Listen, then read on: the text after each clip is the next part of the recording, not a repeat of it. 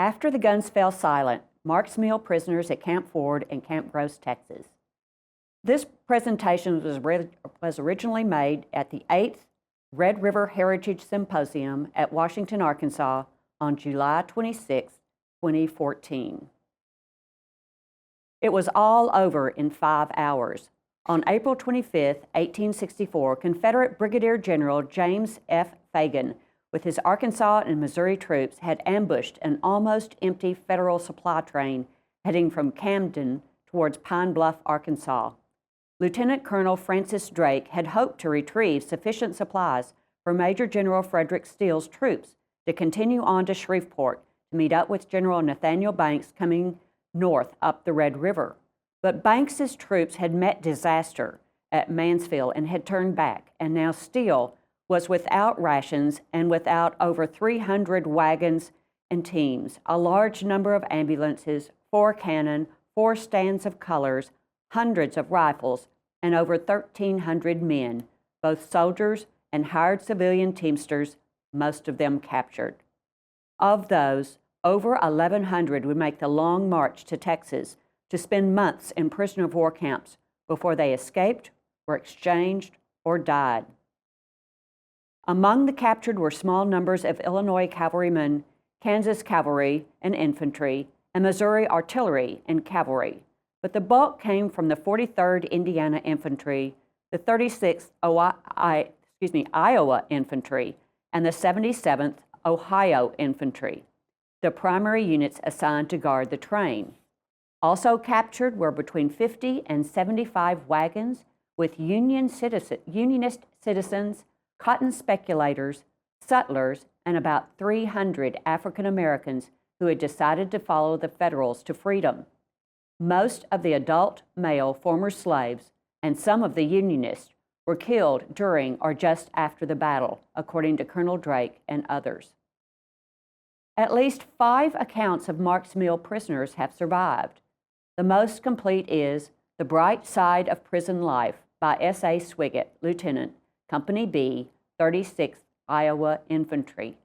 Others include the reminiscences of Horace B. Little and John C. Moss of the 43rd Indiana Infantry, John B. Beach of the 77th Ohio Infantry, and Henry B. Luce of the 13th Kansas Infantry. They are consistent in their accounts and correlate with those of other prisoners held in Texas in 1864 and 1865. As soon as the Federals were disarmed, the Confederates moved those who were unwounded to a corral or bullpen area. Along the way, they were subjected to involuntary trades of clothing or anything else the rebels saw that they wanted. Some of the Federals took offense at this, perhaps being unaware of all of the civilian effects, quilts, bedding, and jewelry, even wedding shoes that had been involuntarily traded from local citizens on this campaign, some of which had been discovered in the captured wagons. The prisoners were counted, checked off, and recounted. Then all, including the civilians and black women and children, were marched overnight and the next day, roughly 40 to 45 miles, without food, to the Washita River opposite Camden. By that time, Steele had retreated north toward Little Rock, and the town was once again in Confederate hands. The small ferry could only handle the equivalent of 1 wagon per trip, so all prisoners camped on the east bank for the night. Military prisoners were given a very late, scant supper of cornmeal mush, but the recaptured slaves got nothing. By the 3rd day after the fight, all had crossed the Washita, and the Federal soldiers and teamsters were moved to an empty brick cotton press building. The local provost marshal registered each in a large book, and in a few days, Colonel John F. Hill and his 7th Arkansas Cavalry started the men off toward Shreveport, about 100 miles distant. Moss and Swiggett recalled that Hill was a gentleman, and the guard consisted of good fellows who allowed us all the privileges they dared, and who were not looking for chances to shoot prisoners. However, Luce wrote of a Federal who refused to march. The guards put a rope around his neck and tied the other end to the horse's saddle and led him around that way for 2 days. The boy said he was insane anyhow. The next day they killed him, and our boys dug him a grave on the banks of the Red River and buried him, alone and unknown. The men marched through Shreveport, halting long enough for the locals to satisfy their curiosity, then moved on to 4 Mile Springs for the night. At that point, they learned that they were headed toward a stockade in Tyler, Texas, and all hope for a speedy parole died. Tyler was another 100 miles. On May 15th, 20 days after the battle, the 1,100 prisoners halted before the heavy gates of Camp Ford, located 4 miles northeast of town on the southern branch of the Dallas-Shreveport Road. The guards looked them over and checked them off before escorting them in smaller groups to their new quarters inside. Camp Ford, named for Texan Colonel John S. Rip Ford, had been established originally as a training facility for Confederate troops.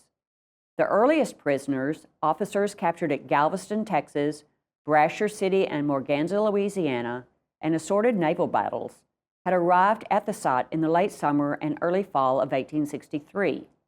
At that point, there were no walls, only a deadline. That changed when a plot was discovered at which local Unionists planned to free the prisoners, seize arms from the local ordnance works, and possibly burn Tyler to the ground before heading to federal lines. The commandant of Camp Ford, Colonel R.T.P. Allen, who until recently had commanded the 17th Texas Infantry, called area planters for able-bodied slaves to cut pines to 18-foot lengths, split lengthwise, and set close together 4 feet into the ground, flat side in, to surround an enclosure about 4 acres in an irregular square. The stream from a strong, sulfur-laden spring ran inside the southwest wall. Realizing the importance of preserving a pure water supply, prisoner Captain Amos Johnson of the USS Sachem supervised the construction of 2 wooden reservoirs down from the spring, the first for drinking and the second for washing. Below that was an area for bathing, and finally, at the lowest level, was one of the 2 latrines. For its first 7 months, Camp Ford functioned almost exclusively as an officer's prison. The men were allowed to leave the walls to cut timber and construct cabins before the winter set in.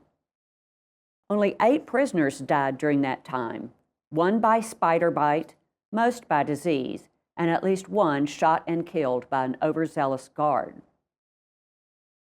However, for the most part, the men managed to occupy their time with various crafts, planning events, entertaining local visitors, handwriting a newspaper, digging tunnels, and plotting escapes. This frontier town existence abruptly changed in April of 1864 when Confederate General Richard Taylor defeated Banks at Mansfield, Louisiana, capturing 2,500 men, with all able-bodied prisoners sent to Camp Ford. On April 15th, slaves once again worked on the walls, digging up the poles on the north and east sides, cutting all logs in half, and resetting them to enclose an 11-acre area. All was accomplished in 2 days before the initial Louisiana prisoners were admitted, and week by week, the numbers inside increased. By mid-June, Camp Ford held over 4,800 prisoners, giving each man less than 90 square feet of ground.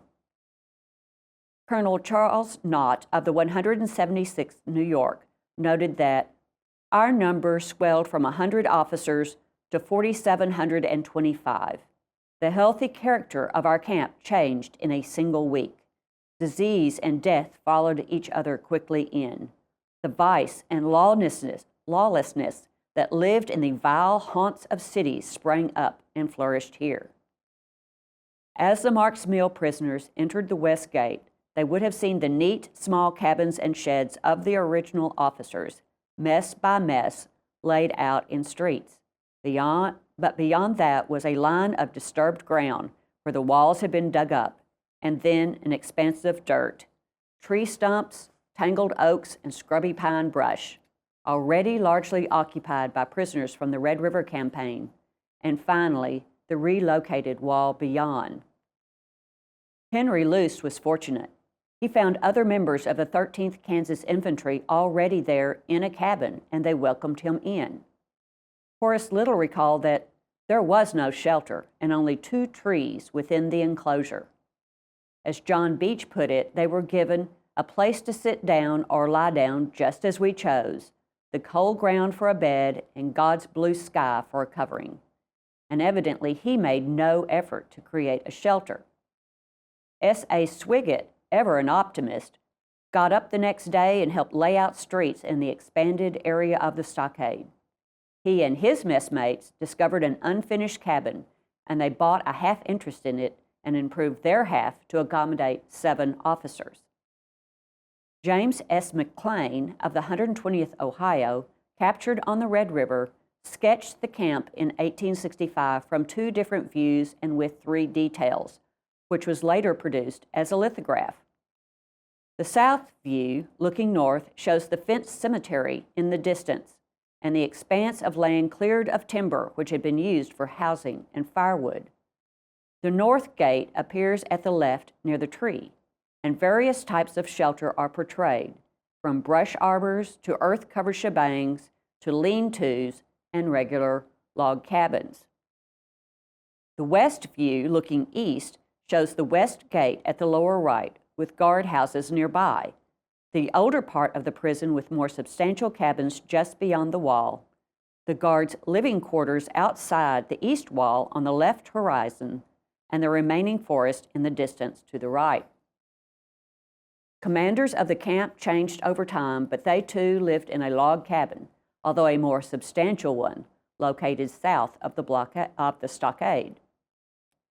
Prisoners built and then expanded a hospital shed outside the walls to the southwest, next to the road to Tyler. Only prisoners who were so ill that they were not likely to escape were taken there to be nursed by fellow prisoner trustees. Due to the blockade, medicines were usually non-existent, and the local townspeople were not much inclined to help. As a Louisiana refugee put it, "But we cannot help them. They should have stayed in their own bountiful country instead of coming down here to kill and destroy." The issue of shelter was complicated by the fact that there was only 1 axe for every 100 men, a grubbing hoe, 2 shovels, a spade, a froe, and a saw and a half. The axe was also needed to cut firewood, and each wood detail required a guard. Eventually, prisoners would have to walk a mile to find anything to cut. Rations provided by the Confederates consisted mostly of cornmeal, a half pint to 1 pint per day, sometimes ground with the cobs, and beef on the hoof, which the prisoners had to butcher themselves and allocate out 1/2 to 3/4 of a pound per person. Local farmers were allowed to bring in carts of vegetables to sell or barter, although not without some risk. Guards received about the same ration as prisoners. Colonel Allen had worked to secure cast iron cookware from Cass County foundries, but it was always in short supply. The summer of 1864 started off hot and miserable. General sanitation was a continual problem between garbage, butchered cattle, ill men, limited opportunity for washing, and latrines accommodating that many prisoners. Flies were everywhere. Confederates provided a mule-drawn cart to remove refuse, and a few Federals used that means to attempt escape, hiding under the garbage. The incidence of disease, dysentery, scurvy, malaria, and typhoid fever exploded. Beach even attributed some casualties to simple homesickness. Between May and October, 183 prisoners would die, a few shot by guards. This was reflected among the Marks Mill men as well, with double-digit deaths between July and October 1864.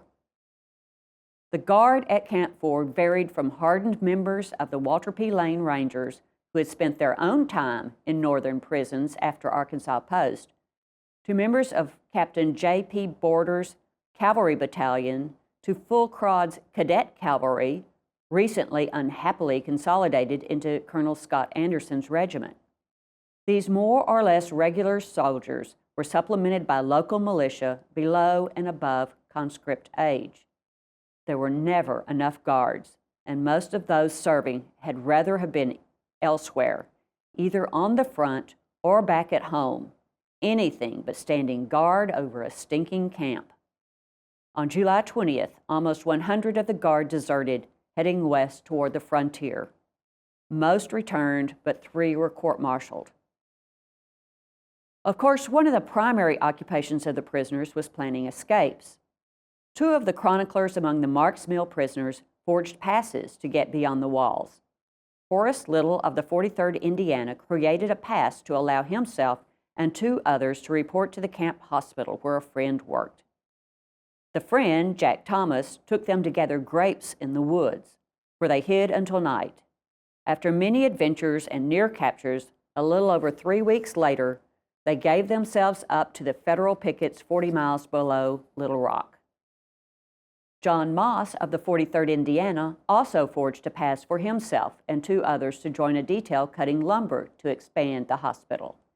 They hid while the rest of the crew returned to the stockade, then at night struck out due north.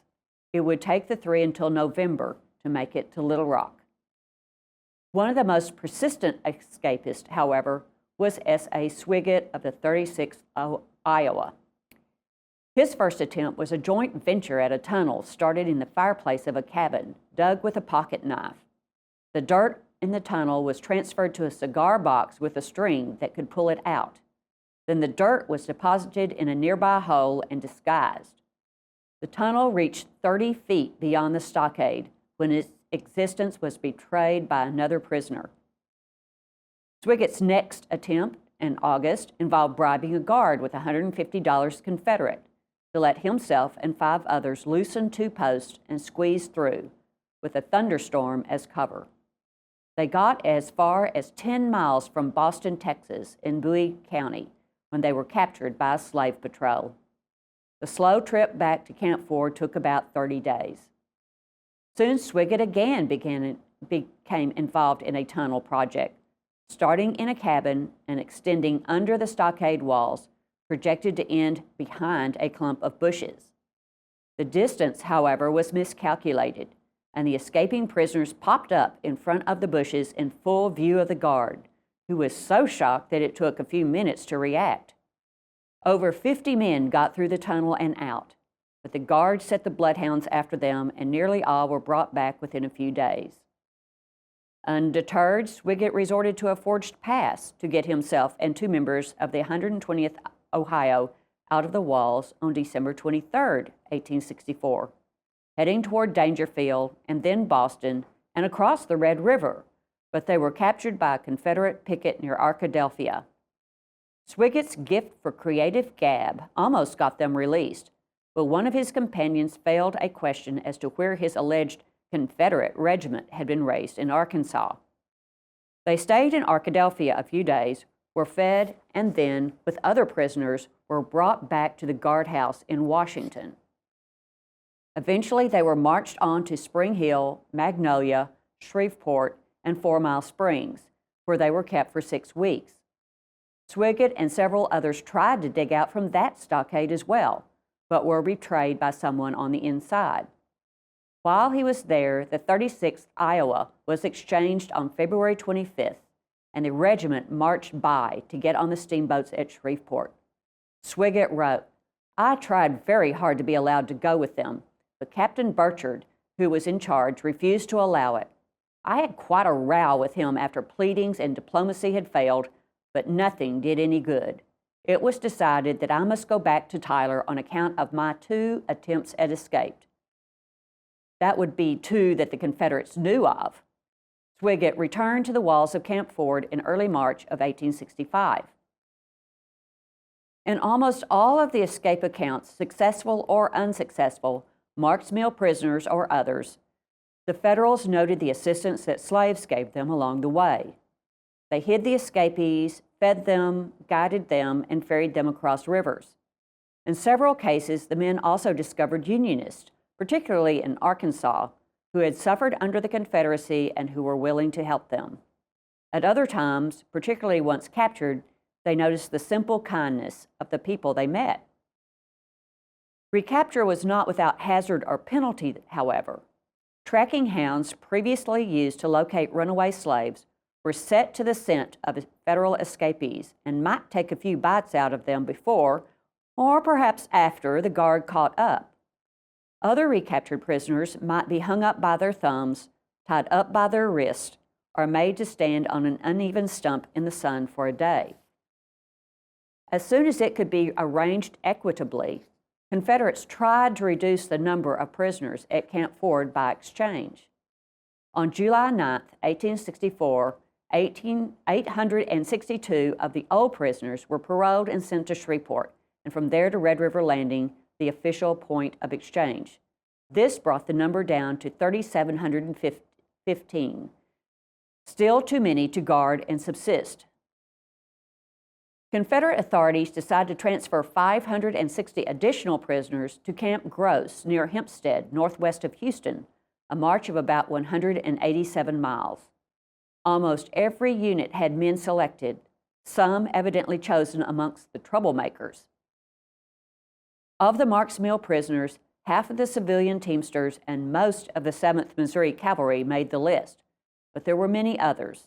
On August 12, 1864, the prisoners were given 10 minutes' notice to be ready. They had 50 or fewer canteens and only 6 to 8 wagons for the sick. Their guards would be 250 members of the 21st Texas Cavalry. The trip took 11 days. Camp Gross, like Camp Ford, had originated as a camp of instruction, with 2 rough barracks, 200 feet long, facing each other, and smaller buildings making a rough square. To the south was the Texas, Houston, and Central Railroad, and to the east was Clear Creek, which by that time was anything but clear. Camp Gross also had 2 wells. The site had been abandoned as a Confederate camp because it was unhealthy. But then, in June 1863, it had been converted to a prisoner of war camp, with stockade walls that went up in October, enclosing an area of 2.5 acres. Those enlisted men were exchanged in December, and the officers moved on to Camp Ford, abandoning the site for a while. It reopened in May of 1864 with the prisoners from Calcasieu Pass, but if anything, conditions were worse because of the deterioration of the buildings in the meantime. When the Camp Ford prisoners arrived that August, they found within the walls a muddy, lice and flea-ridden camp. Lice and maggots had infiltrated prisoners' open sores caused by poor nutrition, and the mosquitoes from the nearby creek were breeding freely in the pit between the walls. The wells were filled with filth, rendering them useless. Men were dying almost every day, and the guard wasn't in much better shape. With the new prisoners, the population increased from around 100 to nearly 700. Within another month, yellow fever had worked its way up from Houston, and the decision was made to move the camp west of the Brazos River. 620 prisoners, only about 70 of whom were not sick, walked or rode in small wagons for 2 days to a site 2.5 miles from Belleville, which was named Camp Gillespie. No shelter was provided, and the prisoners were assigned 1 acre down the hill from where their guard, with their horses, were camped. It was worse than Camp Gross. 10 days later, they were marched back through Belleville, then up into Washington County, a total of about 25 miles to near Chapel Hill. That site was known as Camp Felder, for there was plenty of shelter for the guards, but for the prisoners, only what they could assemble themselves from brush. During each leg of this journey, prisoners died and were buried, 120 of them, and their graves eventually lost.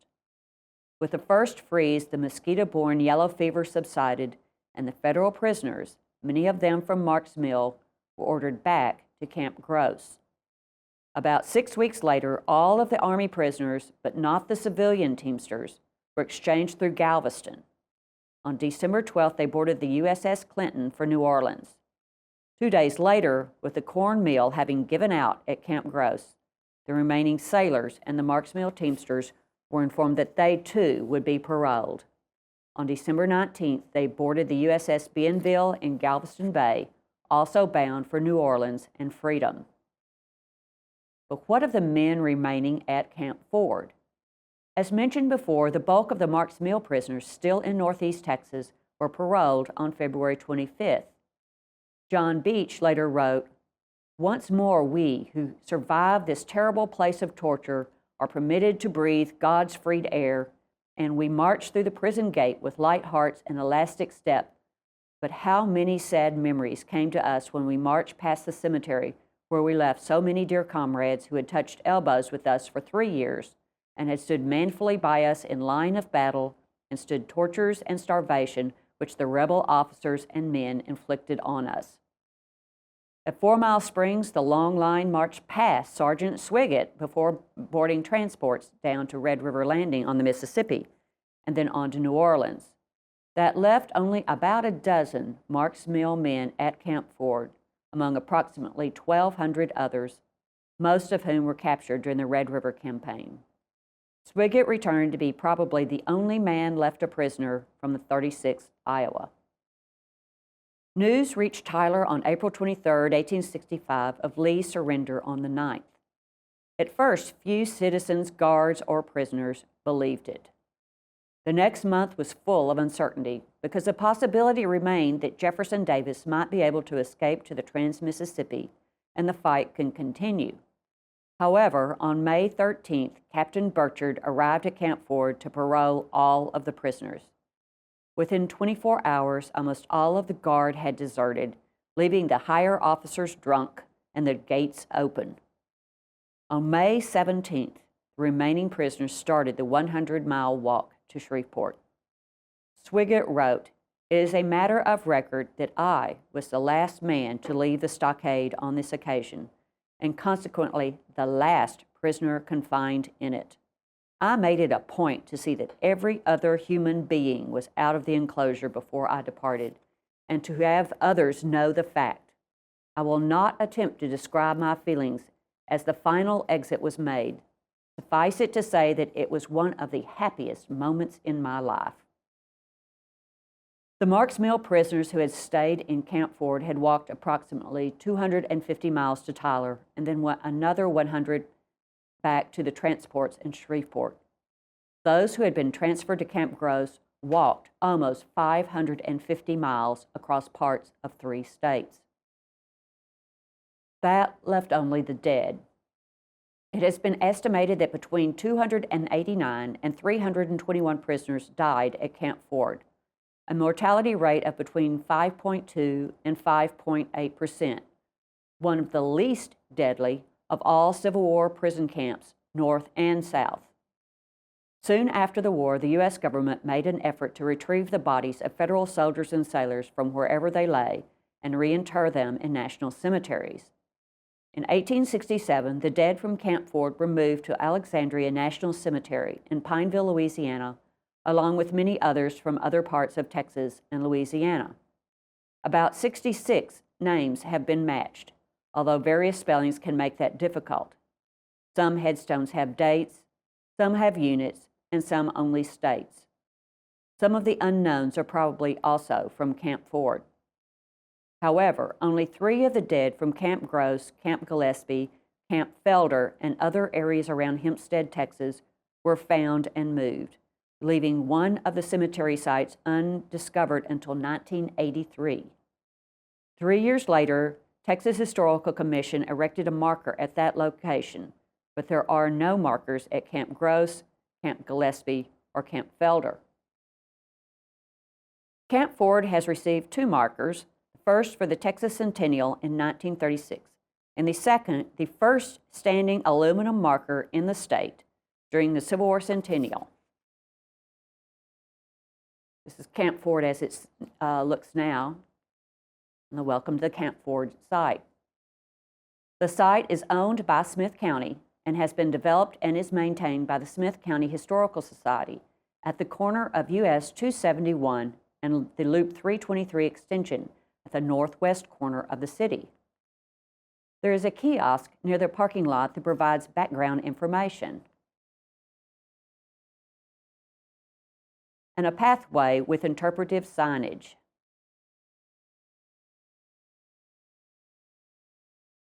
Volunteers have used Colonel Leake's drawings to reproduce his cabin. And they have also reproduced a shebang cut into an embankment and extended out with fireplace.